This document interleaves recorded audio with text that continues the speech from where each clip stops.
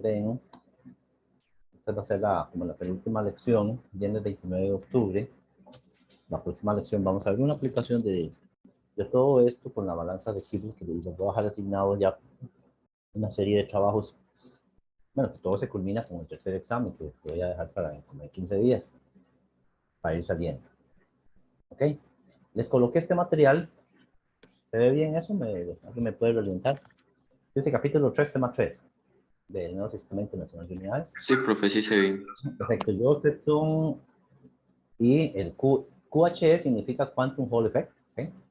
Vean, esta es una presentación mía preparada por mí de diferentes fuentes, como más o menos ordenada, en forma simple, de lo que es el efecto Josephson para la tensión eléctrica cuántica y el QHE para la resistencia eléctrica al hombre, ¿verdad?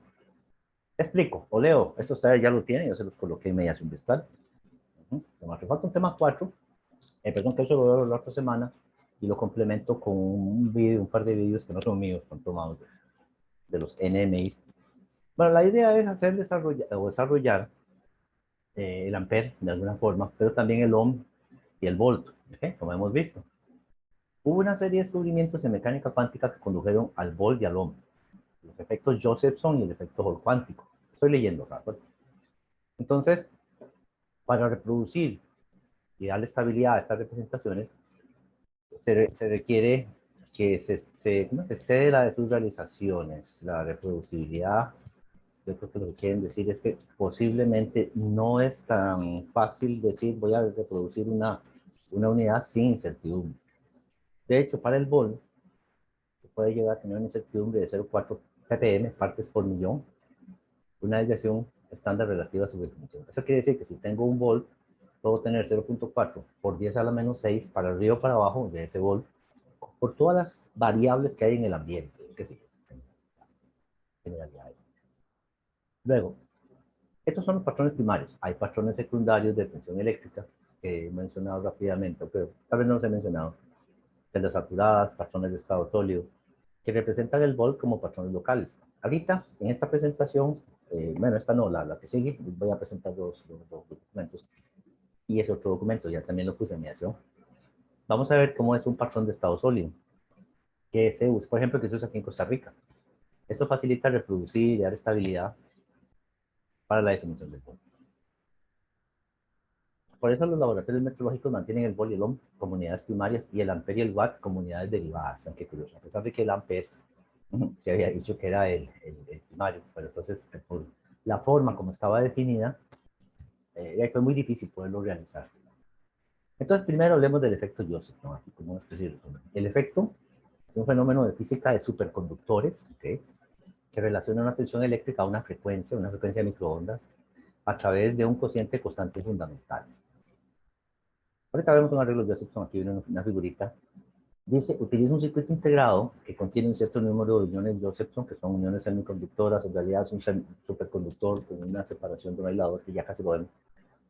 En un patrón intrínseco reproducible independientemente, que se usa para representar más que realizar el volt SI. O sea, yo puedo, digamos, yo no sé por qué en esta forma, si yo puedo realizar el volt, pero obtengo un volt simple utilizando esto. Una tensión es n veces una frecuencia por una constante que se llama KJ90. VJ dice la tensión eléctrica generada por la unión Josephson, ya la voy a explicar.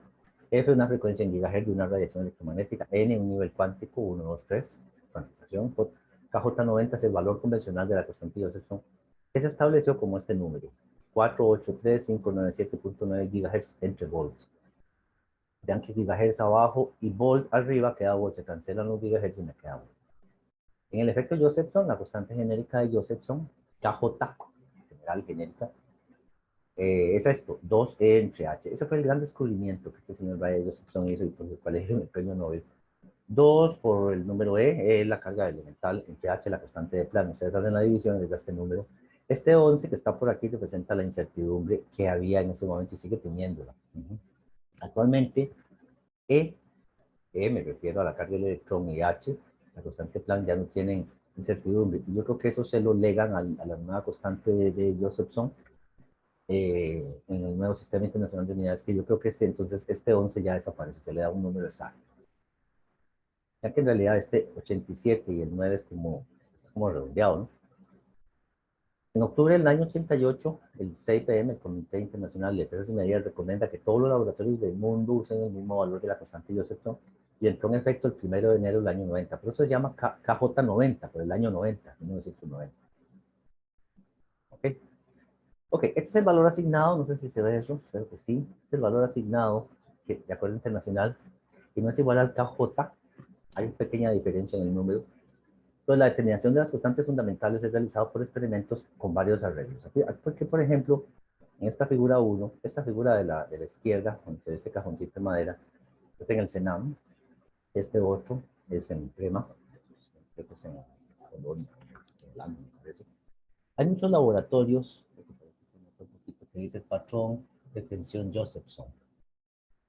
Hay muchos laboratorios que mantienen este efecto Josephson. Ahora, echamos una mirada al efecto Josephson en detalle. Vean que aquí hay estos contenedores, estos tarros, ¿no?, para mantener la temperatura baja, y una serie de equipos que hay ahí para definir la presión. Entonces veamos primeramente qué es el efecto Josephson. En el año 62, este señor Josephson, investigando sobre la ruptura de simetría en semiconductores, descubre supercorrientes eléctricas tunelizadas y el efecto que lleva a su nombre. El efecto ocurre a través de dos superconductores separados por una delgada barrera aislante de óxido. O sea, si tenemos este aislante por acá, que sería esta zona chiquitita que está acá, aquí tenemos un superconductor, otro superconductor, separados por un aislante, tal vez ustedes lo han experimentado y se da una cierta condición, y después un electrón que esté por este lado, en el superconductor de arriba, en teoría no pasaría al superconductor de abajo, pero nos damos cuenta que sí, pasa. Por eso se llama, se tuneliza, o sea, hace como un túnel.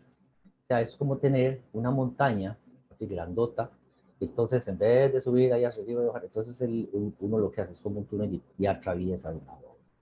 Eso es lo que pasa, yo atravieso de este lado de aquí para acá. Y eso fue el gran desarrollo de los pares de Cooper y todo el estudio de los superconductores. Y además, eso es básicamente lo que ocurre. Se tiene que dar una condición, una condición. Una explicación simplificada del efecto Josephson se refiere como el efecto Josephson AC, que está orientada a metrología de tensión de C. Lo de AC es por la señal de microondas. Sí, la señal de microondas, ¿por qué digo que es AC? Porque recuerden que una señal de microondas tiene una frecuencia, ¿cierto? Así como muy alta. Una frecuencia alterna, pero del orden de gigahertz, ¿ok? Entra o irradia las uniones Josephson, como ustedes pueden ver de esta idea, esto es de 1 a 3 nanómetros, y la señal de microonda irradia la zona, o sea, como que afloja ahí el túnel, por donde debe pasar o ocurrir el efecto, ¿ok? Entonces, la microonda, la señal de microonda, incide las uniones Josephson y se crea una serie de pasos o tensiones de C entre estos dos extremos. Como quien dice, los electrones que vienen por acá crean una caída de tensión que van a ser las tensiones cuantizadas por el efecto Josephson. Eso es el famoso efecto Josephson. Es muy amplio, aquí estoy haciendo una pincelada chiquitita al asunto. Cada unión del arreglo produce una tensión de C, produce una tensión chiquitita aquí, proporcional a la frecuencia de la fuente microondas. Vamos a verlo aquí. Se observa en el proceso de medición, digamos, yo mido las tensión, una serie de pasos o niveles de tensión de C que aparecen a través de la unión debido al efecto túnel mecánico cuántico de una corriente eléctrica AC a través de la unión. O sea, parecería como una corriente AC en el sentido como que está pegando brincos y pensamos una corriente alterna como algo que hace esto. Aquí de cierta forma son como pequeños escalones, pues parecería como que la señal es alterna, aunque en esta parte, digamos, en esta mesa que está aquí, la señal es como constante, ¿okay? Simplemente que hace como un brinco del nivel, digamos, n igual 2 al nivel n igual 3, o sea que brinca y son valores exactamente discretos, tal y como lo dice la mecánica cuántica, ¿okay? Niveles de corriente, niveles de tensión, y esa corriente es lo que pasa a través del efecto del superconductor. Recuerden que un superconductor, R tiende a cero. ¿Okay? Bueno, no es cero exactamente, es muy chiquitito, muy bajo. Entonces en el superconductor me interesa mucho medir la corriente cuando este R es prácticamente nulo. Entonces se mide la corriente, se confronta la corriente con la tensión y es lo que está graficado acá. Entonces hay una serie de pasos de la tensión que es la que se está realizando, ¿verdad? El efecto túnel se presenta cuando los electrones son capaces de socavar un túnel a través de una barrera angosta de potencial, que sería una región prohibida, si los electrones fueran tratados como partículas clásicas. no, no son clásicas, en esta situación es cuántico. Pues existe una probabilidad finita que se presente un tuneleo. Yo no sé si esta palabra está clara, creo que no es tanto tuneleo, esa me la dieron los mexicanos, de tunelización, creo que es la palabra correcta. Busquen ustedes ahí en el diccionario. Desde una región permitida clásicamente a otra como consecuencia de la mecánica cuántica. Entonces, cada paso de tensión, como acabamos de ver, Vn es una serie de pasos por h, la constante de Planck, por la frecuencia. Eso es interesantísimo, porque este fulano lo encontró. Imagínense ustedes que están haciendo este estudio, otro, por ejemplo, usted otro estudio, y encuentra que una serie, una respuesta de algo que es una cuantización, o sea, un número de veces algo que ya es constante. Por ejemplo, 2 veces E por H y algunas constantes que usted está involucrando. Eso sería un logro interesantísimo. Así está la naturaleza montada. Entonces, VN es la tensión de Josephson generada hacia el constante de Planck, el alcance del electrón, es la frecuencia de la radiación electromagnética en los pasos, KJ la constante. Entonces, se nota repetido los ejercicios. Entonces, esto permite reproducir el bol al relacionar el Hertz y la constante de Josephson. Lo importante es esto, para hacer cuántica, esta es la clave. Debe mantenerse una temperatura bajo 4.2 Kelvin. Eso es el gran problema del asunto. Y se localiza un contenedor Dewar, que ya se los voy a mostrar en las fotos, con helio líquido. Bueno, el contenedor Dewar. Me hizo la fotito. Ahí estoy, con un pulso tremendo. Los contenedores Dewar son estos y este carro que se ve aquí. Cuesta algo así como 4 Kelvin. El helio se vuelve líquido. No son baratos y mantenerlos toma todo un sistema de enfriamiento y control, etc. Se localiza el helio líquido, es alimentado por corriente eléctrica de C a C, está óptima la frecuencia de microondas. A inicios de los años 70, muchos laboratorios empezaron a usar el efecto Josephson AC como patrón práctico de tensión eléctrica de C. Estas aplicaciones se modifica la ecuación Vn, NF, KJ, donde KJ es lo mismo. Y el asunto fue hallar cuáles eran las incertidumbres que se introducían, tanto en E como en H, la misma medición de la frecuencia, los pasos de cuantización. O sea, todo en realidad al final tenían un más o menos algún tipo de incertidumbre. Dice que se puede tener algún tipo de incertidumbre del orden de 10 a la menos 8, como se esperan algunas partes por son valores muy pequeños. Al final el KJ se definió con un valor, ya los laboratorios que habían realizado otros experimentos y dijeron KJ es tanto. Trate de llegar a ese número si no está haciendo mal el experimento. Una cosa así. Quien dictamina eso son los vehículos.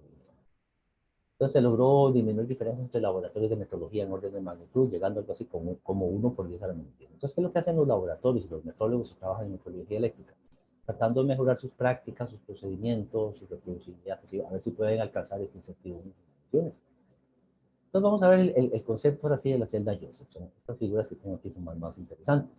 Cuando un ion Josephson se irradia con una onda electromagnética a una frecuencia aproximada a 75 GHz, que recuerden que esto tiene más o menos incertidumbre, ¿verdad?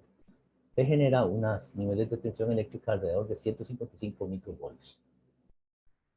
¿Okay? Para generar niveles de 10 voltios se requieren conectar alrededor de 20.000 uniones, más o menos, si ustedes multiplican, vamos a ver, no sé si tienen una calculadora a la mano, 155 microvolts por 20.000, da algo así como 3, a mí está dando algo así como 3.1. 155 microvolts por 20.000, sí, me da 3.1 volts, posiblemente me faltan 60.000 o un número más alto, un número. La cosa es que tengo que unir una serie de estos elementos, estas X que están así, aquí, es una unión Josephson. ¿No? Esto correspondería a uno de estos. Entonces vean que como que están en serie. Entonces simplemente es como que tengo una fuente de tensión de 155 microvolts y la pongo en serie con otra fuente de tensión y la pongo en serie con otra fuente de tensión. A eso yo no lo puedo hacer fácilmente. Eso tiene que hacerse en un laboratorio altamente especializado. Y estos son los famosos chips que quien lo fabricó de primero a nivel internacional fue el NIST en Estados Unidos, donde, bueno, tuve la gran oportunidad de visitar estos laboratorios hace unos años y fue bastante interesante. Vean que la señal de microondas, como quien dice, entra por acá e irradia todas las paletitas, es como una antena que recoge eso. Entonces, la señal de microondas irradia todo esto Y todos estos puntos ya unidos generan una serie de puntos de tensión. Yo mido aquí una tensión y mido aquí una tensión. Y si yo quiero unir las dos tensiones, pues entonces mido la tensión de los dos grupos de celdas, etc. Parece muy simple, ¿no? De hecho lo es. Claro, tiene un montón de efectos tecnológicos que se toman en cuenta. Entonces lo que vemos van a ser esos escalones alrededor de 75 GHz. Esto es básicamente el esquemático que uno ve dentro de empresas. Por ejemplo, Fluke tiene su propio laboratorio metrológico con arreglos Josephson. Yo no sé si aquí hay alguno. Por ejemplo, el representante de Fluke en el país es el patrón y tiene un laboratorio metrológico bastante bueno, muy completo, aquí en la zona de la Bruca. Pero creo que ellos no habían instalado un patrón de efecto Josephson en el país. Bueno, dice acá, unos años después del descubrimiento del efecto Josephson, ¿se ve esto? Otto, se está observando, yo no sé, alguien que me puede decir si se ve, si me están oyendo, no sé. Sí, profe, sí se ve. Ok, bien. La comunidad científica internacional se lanzó a la carrera de desarrollar un patrón de tensión eléctrica basado en el efecto Josephson. Anteriormente, antes del efecto Josephson, habían otros patrones, como la celda Weston y otros. Después se va a pasar al CENER, ya van a ver por qué, pero el patrón como tal es cuántico. El CENER no es cuántico, el CENER es electrónico. Los desarrollos más impresionantes han sido los del NIST en Estados Unidos, los PTB en Alemania, son los países más desarrollados en esto. Después de muchos años de desarrollo, logran fabricar estos circuitos integrados entre conductores o chips que integran decenas de millones de uniones Josephson en serie para generar tensiones hasta 10 volts con frecuencias de microondas. Y aquí está más o menos otra vez la idea. Esta foto que ustedes ven aquí, esa nota vieja, de hecho, es de posiblemente el Senam. Yo estuve por ahí, ya les voy a compartir un tour virtual a este laboratorio. Pero lo que tenemos aquí es el helio líquido, el contenedor de igual es este, el oscilador de microondas y el contador de frecuencia y etcétera. O sea, cómo genero la microondas está aquí y la señal entra hacia abajo. O sea, que aquí están localizadas las uniones Josephson en estos chips unidos y un montón de sistemas eléctricos que me inhiban de que haya, ¿se acuerdan el visado?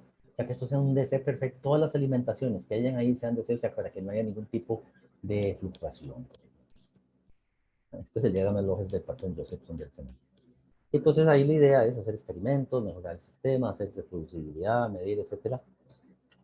Y que concuerdan, dice aquí, no sé, este es un dato que yo he tenido de una referencia brasileña que tenía por ahí. 3 partes en 10 a la 19, bueno, a la menos 19, más bien chiquitito, como su incertidumbre. Y el NIST había desarrollado patrones Josephson más compactos. La cosa es que les voy a pedir a ustedes en el examen que busquen información de esto, más una parte, de cómo sería la incertidumbre actual, cómo se ha desarrollado esto, mucho desarrollo ya hecho en los diferentes NMIs. Aquí en Costa Rica no tenemos ese tipo de patrón como tal. Recuerden que nosotros no somos un país miembro, sino asociado. Entonces, con todo y que estudiemos, ¿verdad? No sé, ingeniería eléctrica, pues no estamos tan metidos en el asunto. Ahora sí, ¿alguna pregunta hasta acá? ¿Alguien que tenga algún comentario? ¿Estamos bien? Todo bien, profe. Ok, resistencia eléctrica, patrón de efecto Hall cuántico, que también ahorita lo voy a complementar con una visita virtual al laboratorio. La unidad práctica de resistencia eléctrica es el ohm, ya lo sabemos, en honor de George Simon Ohm. ¿Okay? Se ha dado historia en los patrones, diferentes diseños, diferentes ambientes, diferentes tipos de resistores, diversas aplicaciones, pero se debe considerar el mantenimiento y trazabilidad de un patrón local para derivar sus valores. Las representaciones de resistencia eléctrica empezaron con el patrón de Ohm llamado Thomas, pasado por el patrón de Ringstad-Rosa.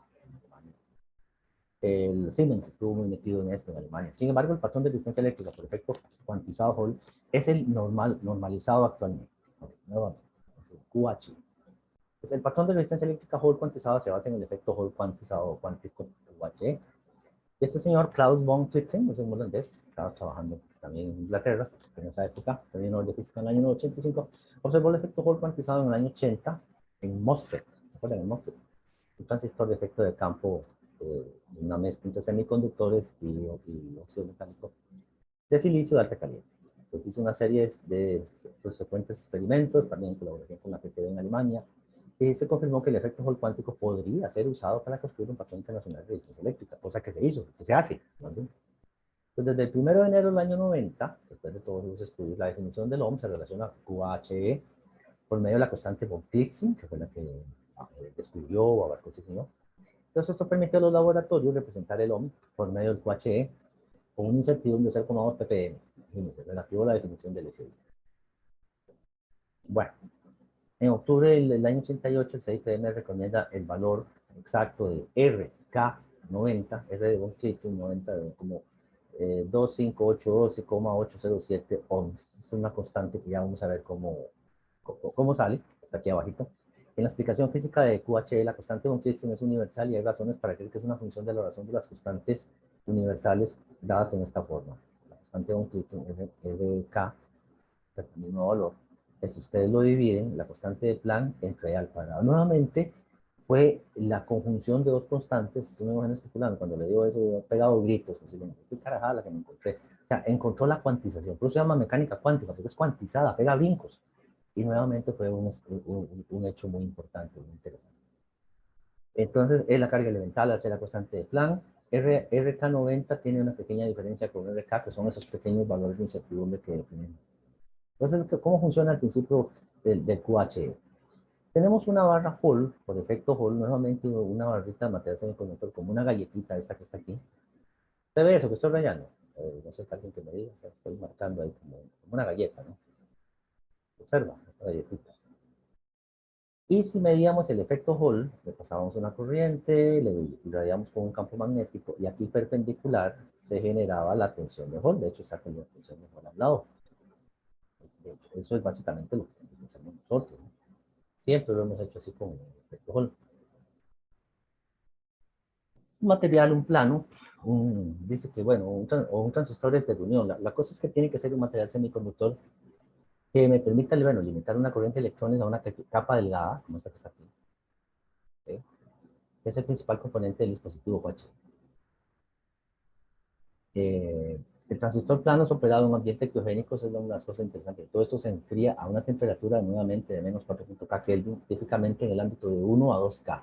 Ahí lo que queremos es que no haya brincos cuánticos de los electrones. Específicamente yo quiero que toda esta corriente eléctrica que está aquí sea la que pase por acá y que no haya un ambiente por temperatura externa. Yo quiero eliminar todo efecto externo y que no me cause ningún problema. ¿De acuerdo? O sea, la única corriente es la que entra ahí. El campo magnético de varios teslas es aplicado perpendicularmente al plano de la muestra. Se aplica una corriente eléctrica directa a lo largo del eje perpendicular del dispositivo y se genera una tensión Hall perpendicular al campo magnético y al flujo corriente, como ya conocemos. Debido a la acción cuantizada de los electrones, para una corriente eléctrica de manejo constante, la tensión Hall presenta pasos de valores constantes más que una rampa continua, conforme varía la intensidad del campo magnético. Aquí, bueno, vamos a ver la inducción magnética en teslas acá, un tipo de valor. Y aquí vamos a tener unos pequeños pasos de cuantización, pero el valor de resistencia eléctrica se hace más grande posiblemente cuando le pasamos más corriente. Posiblemente aquí el valor de corriente es bajo, no se notan mucho los pasos, se ven brincos, pero aquí sí notamos esos pequeños pasos de cuantización, ven esos brinquitos. Y cada uno de ellos representa un valor de resistencia eléctrica. Es el RK, la resistencia eléctrica que acabamos de ver, que es ese valor que ya se le asignó, perdón, acá. Estos RK están acá, RK. Y es interesante, ese fue el gran valor descubierto. Y así es como nosotros definimos una resistencia eléctrica. En realidad la RK es un número que lo tenemos que unir con una tensión para poder definir un cambio. O sea, la tensión cambia, entonces obviamente tenemos una resistencia ligada que va a ir cambiando con eso. Entonces tenemos que unir este experimento de alguna forma con la tensión que tengo que medir. Entonces, la tensión que yo uso es la tensión de Hall. ¿Ok? La tensión de Hall. Eh, la tensión de Hall es perpendicular y el RH es una resistencia a través de este componente. Aquí vemos que hay la corriente eléctrica que fluye por el MOSFET. ¿Ok? Y son pasos de cuantización. Yo lo visualizo, aquí un momentito, aquí está. Yo lo visualizo de una forma muy curiosa, porque la corriente eléctrica que está en este plano, recuerden que si yo tengo un valor de resistencia eléctrica, yo diría casi siempre que la tensión cae hacia allá, pero en este caso la tensión es en un plano ortogonal. Curioso. Entonces, esta tensión de Hall, como quien dice, por el valor de resistencia localizada por ahí, por la corriente eléctrica que está pasando en ese punto, en ese momento, a pensar, uno tendería a pensar que la corriente va como recta, no, la realidad la corriente como que se acumula hacia los lados. Si ustedes estudian en detalle el efecto Hall cuántico, se hace como un barrido de cargas, o sea que la corriente viene aquí, pero en realidad es como que se desplaza hacia los lados. ¿Okay? Entonces, ahí es donde se da ese origen de la caída de tensión a través de una resistencia que está localizada acá, por una corriente que está pasando como forzada. ¿Me explico? Es un fenómeno cuántico, es un fenómeno que no se estudia, digamos, en circuitos eléctricos convencionales. Por eso se hace uso de estas ecuaciones. Tensión es RK 90 por I, entre I, las definiciones. Correcto, y es la corriente que fluye, etc. Claro, obviamente, entonces yo puedo medir esto con mucho cuidado, el recalo mío con mucho cuidado, la tensión de Hall la mido y la genero con mucho cuidado, y son pasos de cuantización, y los pasillos de cuantización, podemos decir que es este es el 1, este es el 2, este es el 3, este es el 4, bueno, este es el 5, ahí se me movió. Claro, es muy interesante, y es pura ingeniería eléctrica a la 8. Entonces la constante Voltrixion es 25.812.807, el valor de recala, la constante Voltrixion en forma concisa es 25.8, con este número que representa, la incertidumbre. O sea que la incertidumbre es 0.00000, este 3 se convierte en el 8 y este 4 se convierte en el 4. Esa es la incertidumbre. 1, 2, 3, 4, 5, 6. Es de ppm, es de partes por millón. Imagínense, medir un resistor, una resistencia de un ohm con más o menos, qué sé yo, dos partes por millón. O este número, tendría que multiplicarlo por 25. Es un número muy pequeño. Básicamente, así funcionan los patrones de resistencia eléctrica Hall y se hacen en sistemas portátiles. Ya entonces, ¿cómo se utiliza eso más o menos en la práctica? Bueno, se utilizan potenciómetros especializados o puentes. O sea, ¿qué es un puente? Bueno, yo tengo un puente para atravesar un río, tengo una plataforma y tengo las rampillas de acceso. Entonces, esta trampilla de acceso, pues tiene que ser más o menos parecidos para poder enlazarse a través de la plataforma. Eso, así funciona un puente, más o menos, ¿no? Entonces, para transferir el valor de RH desde el interior criogénico del vaso Dewar a un resistor, un patrón de laboratorio. Entonces, esto es el dispositivo QE que está a temperatura criogénica. Y este es un resistor discreto afuera, entonces afuera del laboratorio, entonces adentro del contenedor Dewar, ¿no? Entonces se conecta en serie en forma acá. Aquí tenemos una tensión de Hall, aquí tenemos una tensión de un resistor. Esto es altamente conocido, esto también es altamente conocido, esto lo podemos medir. Entonces relacionamos la resistencia eléctrica, el resistor discreto, con el resistor patrón, que es el que estamos utilizando. Y ahí lo que hacemos es una, ¿cómo se llama? Separación de función, una división de función. R, como es la misma corriente la que lo atraviesa, ¿cierto? Es la misma corriente la que atraviesa el asunto. Es RH entre VH por el VR. VR es la diferencia de potencial eléctrico a través de él. Entonces, ahí es donde entran los equipos altamente sofisticados para medir este tipo de elementos. Dice que se utilizan los pasos del 2 al 4 para medir cierto nivel de resistencia eléctrica. De hecho, viéndolo en esta grafiquilla, se ve que 2 y 4 pues marcan ahí como el nivel 4, el nivel 3, el nivel, bueno, el nivel 2 y 4, acá, donde están más marcados, ¿no? Una buena diferencia. El nivel 2 y el nivel 4, estos se hacen más chiquititos de.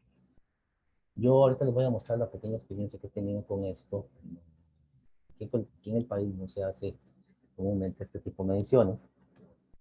La corriente eléctrica que fluye es de 25 microamperes a 37 microamperes. O sea, si yo quiero medir esa corriente eléctrica o que sea muy estable, por eso tengo que enfriarla. Si yo estoy a temperatura ambiente, una corriente puede tener rizado. Entonces, si la enfrío, la corriente se está sin rizado. Es constantemente continua. Y el resistor de prueba dice que debe tener un valor muy alto para que no haya corrientes pequeñas, sino que pase a poca la corriente que pase, entre 6.400 y 12.900 ohms. Se usa comúnmente un comparador criogénico para corriente eléctrica, para comparar VH con un R.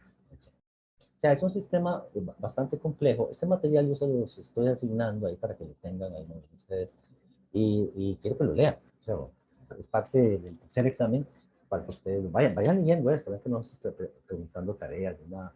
Entonces, ya después de los 15 días vamos a asignar los trabajos para la casa para que ustedes lean y complementen más.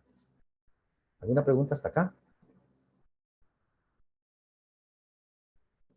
No sé. Luis Zamora, que estás ahí, no sé si está bien, sino para proyectarles.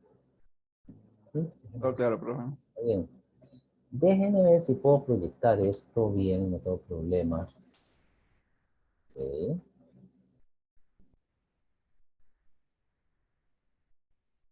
Ya voy. El botoneo. ¿Se ve eso ahí? ¿Pueden ver eso ahí? ¿Alguien que me diga? ¿Se observa esta presentación? Sí, Sí, profe. sí, sí. Ok, visitas en NAM, patrones cuánticos, metodología eléctrica. Bueno, vamos a ver, dentro de mi práctica y profesional, la especialización, años pasados, visité el CENAM como el NMI de México y pues tuve la oportunidad de conocer sus patrones cuánticos en el laboratorio de metodología. Entonces, básicamente, una de las cosas que se hacen es pues ir a tomar cursos del manejo de equipos de calibración, como en este caso equipos que son medidores de tensión, este es un calibrador de magnitudes eléctricas. Entonces lo que hacemos es tomar una clase, de hecho ustedes pueden ver ahí con la pizarra, estamos cambiando equipo. O sea, yo tomé cursos con equipos muy parecidos, por ejemplo en el LAFLA, les cuento, tenemos un equipo muy parecido a este, es un medidor multifunción de alta exactitud de 8,5 dígitos, que se llama. Y se usan estos equipos. Este equipo que ustedes ven aquí, lo ven, dice DC Standard, el 732B, este es el patrón de estado sólido. En el laboratorio, por ejemplo, en el LAFA tenemos medidores de este tipo, bancos, son marca Fluke. Esto es parte de otro tipo, creo que este es el calibrador. El calibrador es un equipo, tal vez deberían explicar, es un detalle. Este equipo de abajo genera, por aquí se saca la señal, genera volts, genera ohms, aunque ustedes no lo crean, genera farads, genera amperes. Y este equipo que está aquí es un medidor. Este es el medidor y este es el generador. Generador, medidor. Entonces yo lo que hago es generar aquí y medir acá. Ese es el efecto de comparación. Entonces lo que uno hace es, bueno, tengo un generador de que es este, lo comparo con este, lo mido con un equipo de alta calidad, con un equipo de mediana calidad. Ese es el mundo de la metrología. ¿Okay? Esto es, como digo, hay etapa de laboratorio, algunas pruebas previas para hacer del curso de tensión. Este es en el caso del curso de resistencia eléctrica. Estos son los medidores patrón, antiguos tipo rosa, que se llaman desarrollados en Estados Unidos, que en estos dos terminales, vamos a ver adentro, está esto, un cable arrollado metido en aceite. Este es un resistor patrón, así luce. No es un resistor de estos que ustedes conocen, de carbón, qué sé yo, que tiene franjitas de colores, qué sé yo, no. Esto le permite a uno, y estando en un laboratorio, bueno, si está en un aula, obviamente no sirve como patrón. De hecho, a la hora de sacarlo, ya exponerlo al ambiente, este aceite ya se contaminó. Entonces, estos serían los patrones como ahorita lo vamos a ver entonces, en etapa de laboratorio, por ejemplo, en el curso, pues uno conecta nuevamente equipos, un generador de resistencia eléctrica, toma nota, ve el patrón aquí, comparamos el que dice el patrón, por ejemplo, yo digo, bueno, este patrón es de un ohm, este patrón tipo rosa y el patrón generado por un equipo Fluke. Entonces vemos las diferencias y las anotamos y hacemos prácticas, usamos una calculadora y ahí uno se entretiene un rato haciendo las prácticas que yo supongo que ustedes estarían muy interesados en hacer. Eso es básicamente lo que yo les estoy pregonando ahorita. Esta es la metrología clásica. Ok, entonces, ¿cómo se calibró este patrón? Bueno, se calibró contra un equipo QHD, que ya lo vamos a ver. Ahí estoy yo, hace algunos años, un joven y bello, como digo yo, al frente de los laboratorios especiales que fueron invertidos por México, el CENAM en Querétaro, al norte de Querétaro, en el Bajío mexicano, a unos 200 kilómetros al norte de la Ciudad de México. No, esto es básicamente el campus, que está en una zona, esto es muy interesante, quería comentarles después, ya se puede hacer el estadio ecológico ahí, el campus de la UCI, básicamente es una zona donde no hay mucha, digámosle, mucho efecto nocivo externo, o sea, que no haya mucha construcción, que no haya muchas casas, que no haya mucha industria, que no haya muchos camiones pasando por las calles, y a pesar de que eso se intentó en el año 94, bueno, yo estuve hace poco, en el año 2018, en un congreso y ya la zona donde está el Senado se ha llenado ya de residenciales y de fábricas y demás. Está como todo, ¿no? Se va llenando poco a poco. Bueno, este es el gran laboratorio. Observa eso. Yo no sé si el punterito láser se ve donde estoy girando, ¿no? Alguien que me diga. Sí, profe, sí, sí se Ese ve. ese punterillo que. Mira qué interesante. Tiene esta rampilla que donde en el sótano, de abajo, pisos abajo, van a estar los laboratorios. Aquí arriba hay algunas oficinas y lugares ahí.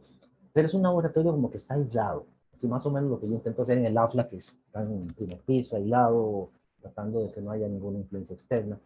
Entonces, estos son los laboratorios primarios y donde están patrones eléctricos y otros más. Está, bueno, parte del grupo, compañeros colombianos, peruanos, creo que había unos argentinos, algunos de sus restaurantes, es un pasillo, parece una cárcel, ¿no? Parece una universidad. Y aquí, pues en estos espacios, hacia los lados están los laboratorios. Ahí nos acercamos a esto, el laboratorio de tensión de corriente. Acá en Costa Rica, algo como esto no hay, se los puedo asegurar, ni nada parecido. Y si hay una cosita en un equipo ahí, una mesita muy humilde, a la par de un coffee maker. O sea, aquí no se maneja un orden. Recuerden que nosotros somos un país asociado. México es un país miembro. Entonces, tienen ese detalle. Que ustedes colaboren, a ver, métanse ustedes, como, ojalá que este curso los motive un poco, o espero que no, y no me malinterpreten. Sigan como ingenieros eléctricos convencionales, o peguen ese brinco y se hagan más cuánticos. Sí, se puede hacer, se puede hacer. Hay empresas que están trabajando. Aquí está la visita en sí, donde están los contenedores de igual. Estas fotos es hechas por mí, aunque ustedes no lo crean. Aquí están los contenedores de igual. Y los equipos, ya vamos a hablar un poquito cómo está esta cabeza aquí. Adentro están entonces las uniones Josephson y los equipos con que toman los datos, las tensiones externas y demás. Ahí el equipo, es curioso, con esto lo hicieron en madera, tratan de usar en la menor cantidad de metal en las patas de metal para que sea lo más dieléctrico posible. Aquí arriba hay como unos carteles o pósters. Ya vamos a hablar un poquito del detalle de cómo se pone la señal de microondas. Esto es para el efecto Josephson. Casi no se ve mucho esto. Ya me los puse ahí para ver el día. Es más o menos el mismo material, estoy usando material del Senam, de cómo se establece la tensión eléctrica continua. Recuerden que a través de la tensión eléctrica continua yo luego hago la tensión eléctrica alterna, ¿no? Esta foto es muy interesante. Estuve buscando en internet y no hay nada parecido a esto. O sea que este material de ustedes es inédito, porque esto es tomado por mí. Ven esta cosita que está aquí. Esta es una antena de bocina. Este es el generador de microondas, un Yodogong, muy parecido que uso yo en y irradia aquí hacia abajo, ¿ven acá? Hacia abajo, la señal de microondas. Es el señor experto, no me acuerdo ahorita su nombre. Y por cierto, este laboratorio tiene una cantidad de controles bárbaros tratando de que no haya influencias externas. Está metido en un sótano, es una jaula de Faraday, etcétera. El piso está controlado, la iluminación está controlada, etcétera, para que no hayan influencias de las tensiones que posiblemente se generan, posiblemente salen por aquí, ¿no? Que esto está como esta señalcilla que sale por aquí, la señal de tensión, y va a donde están los equipos. Acá. Aquí es como que dice, aquí tomo la tensión en estos equipos medios. Son medidores. Yo genero microvolts o volts y después comparo, ¿se acuerdan estos? Eran el 732B de Flux, son las fuentes de tensión de estado sólido. Y cuando digo estado sólido, ¿qué es? Es Zener, ¿se acuerdan los diodos Zener? Aquí lo que tenemos son diodos Zener. Entonces yo comparo, digo, bueno, esta señora aquí tiene un volt y 10 volts, nada más, un volt y 10 volts. Y lo comparo con un volt y 10 volts del señor este. Entonces, con un medidor, perdón, acá, acá, acá, con este equipo que está aquí, lo ven acá, este equipo en el centro, estos son medidores. Entonces yo pongo 10 volts del efecto Josephson acá y 10 volts de este señor y los comparo. Y hay diferencias entre ellas y para los documento y saco el incertidumbre. Más o menos así funciona. Como les digo, lamentablemente, y no menos nadie me pida esto en la escuela de ingeniería eléctrica, porque yo le pido a los chinos esto me echa a la escuela. Esto debe valer, qué sé yo, unos 2 o 3 millones de euros, es carísimo. Y bueno, pues así generan los países miembros su tensión eléctrica y demás. ¿De acuerdo? Entonces, ya después con estos sensores, perdón, medidores de estado sólido, en Costa Rica hay de estos. Sí, sí, el ICE tiene de estos. Yo he querido comprar uno de estos. Son caros, cuestan cerca de $15,000 cada uno. O sea, cada cajita de estas cuesta como $15,000. Pero son súper estables. Claro, se requiere tener un ambiente estable, con una temperatura muy baja, 16 grados Celsius. Hay una gran cantidad de cosas. Aquí está también, dentro del curso que tomé de resistencia eléctrica, que salió lo que explicaba la gente. Esto aquí adentro es otro contenedor de igual, donde también está el QHE, o sea, el efecto Hall cuántico. Es difícil de explicar, es una serie de botones, está metido, de controles, está metido en el suelo para la temperatura. Recuerden que se introduce se llama una tarjetita de material semiconductor y se mide su efecto Hall. La idea que esté aquí es porque recuerden que esta etapa tiene un campo magnético muy fuerte, genera con unos magnetos o electromagnetos muy fuertes, entonces para que cualquier efecto, esto está blindado, de los lados, ¿no? Está blindado para que no hayan campos magnéticos que entren y causen un cambio adentro. Ven que el campo magnético es muy utilizado. Entonces es un detalle, tal vez no se entiende mucho. Y aquí otros detalles del contenedor de igual para hacer el efecto Hall cuántico. Esto es en México. Y ahí está la resistencia, los patrones, los equipos de medición. Yo comparo, ¿se acuerdan que yo compraba una salida que estaba el contenedor de igual con los resistores patrón del laboratorio? Entonces es una serie de equipamientos. Habría que estar ahí. No lo voy a explicar todavía en mucho detalle. Ustedes lo van a buscar, es muy interesante. Inclusive los cables tienen que ser blindados. Usan teflones que se ven como blanquitos aquí, para que no recojan influencias externas. Aquí se trata, de hecho, a uno cuando uno entra al laboratorio lo obligan a dejar sus teléfonos celulares afuera, que no vuelvan el aula, para que no causen llamadas entrantes y salientes y causen fluctuaciones en el sitio. Ok, esta es la presentación. No sé si hay alguna pregunta. De hecho, la clase de hoy es un poco corta y la de la próxima semana vamos a utilizar esto mismo llevado a la balanza de Kiel. Vean a ver qué interesante es. Y con eso los ubico un poco de material. Era el objetivo del curso. Básicamente que ustedes conocieran cómo anda la metrología cuántica. ¿Alguna decepción? Laureano, ¿alguna pregunta? ¿Estamos bien? No, por eso, perfecto, sí. Está claro, se entiende. Estas dos presentaciones las va a subir Ya están, a mediación. ya Ah, ok, están, ya están, perfecto. están en mediación virtual las dos. Bueno, en PDF, ¿verdad? Ujú, Queda perfecto. grabado y en realidad la presentación de la visita al laboratorio que yo hice ahí en Sena no tiene narración ni nada, son las fotos, pero ustedes les está Ujú. el video, pero de todos modos está ahí. Pero como les digo, es muy curioso, estuve buscando un gran rato, estuve una noche, que hay ahí en internet, en Google, ahí estuve buscando y casi no hay fotos, por eso estas fotos que ustedes tienen, guárdenlas, porque son únicas, tomadas de primera mano, es como tomarle la foto al Papa ahí en el baño, ahí bañándose. O sea, una cosa así, muy único. Entonces, pues ojalá que logren alguna motivación. Haremos la lección de hoy, vayan leyendo, muchas frases, hay material en inglés, vayan leyendo para que no tengan ningún problema. Y en la próxima lección hay un material en inglés que es sobre la balanza de equilibrio, muy interesante. Entonces, estos libros, por cierto, voy a dejarme aquí. Este es el libro que estoy usando inicialmente y en estos libros ya nos gustaría. Entonces, ya hemos encontrado bolsillos, pero es un libro bastante bueno. Entonces, aquí es el que estoy usando de referencia. 2015, 2016, creo que es la versión de este. Está bastante bien. Les subo este video, vayan leyendo. La próxima lección vamos a hablar de cómo se utiliza esto en otra magnitud, que es el kilogramo. Interesante. Volt, ohm, y luego por ahí está metido algo del set, del patrón, digamos, de corriente, y lo vamos a ver en el próximo. Entonces, haremos la transmisión. Nos vemos.